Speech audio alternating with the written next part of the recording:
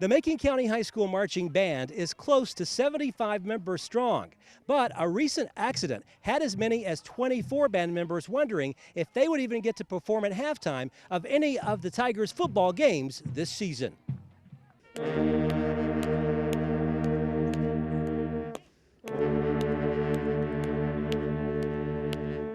We were getting ready to take our break that we always take, and we had a student worker or student volunteer that gives up his break time to actually go get ice for our water for our rehearsal for all of his classmates. And the instruments were lined up, and they were right in the blind spot. Put his truck in reverse and backed right over them. Never even saw them, and it was pretty tragic. All 24 instruments just gone.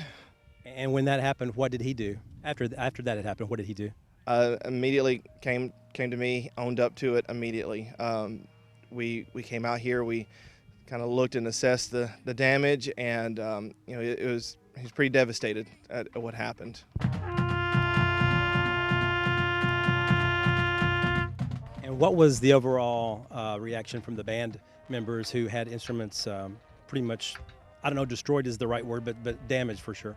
Well, we brought them in and we talked to each group kind of individually to break the news.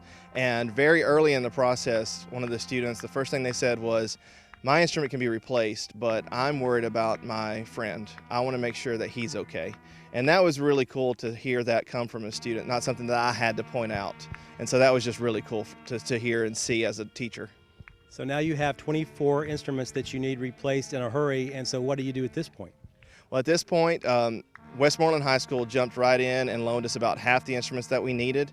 A few other schools contacted me saying that they could let us borrow if we needed them. We had a lot of people from the community that just brought instruments, donated instruments. 2, 3, and... I feel like everyone wanted to help. And I ended up seeing him post in a lot of different Facebook groups and band directors organizations, and everybody was commenting about how terrible it was and how much they want to help him out, and anybody that can offer any kind of assistance. And I was just really probably one of the first people to see it, and probably one of the closest people nearby. But any teacher that is taking care of their kids is going to want to help somebody taking care of their own kids.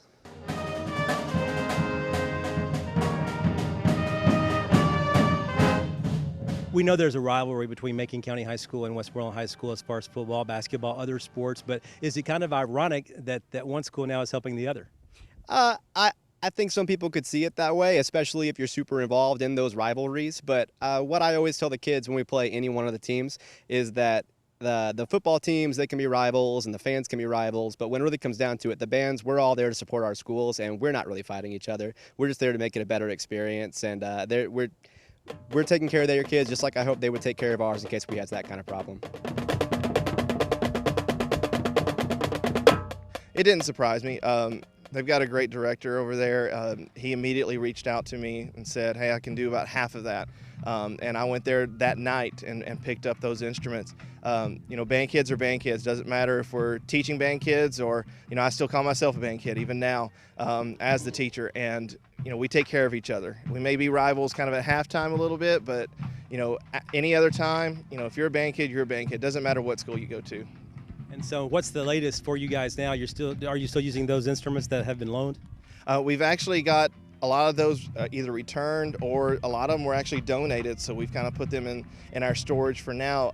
Jupiter Band Instruments really stepped up, and they're loaning us every instrument that was damaged, as well as they have donated a tenor sax for the school and a piccolo for the school. This ever happened to you before at any school that you've been at in the past?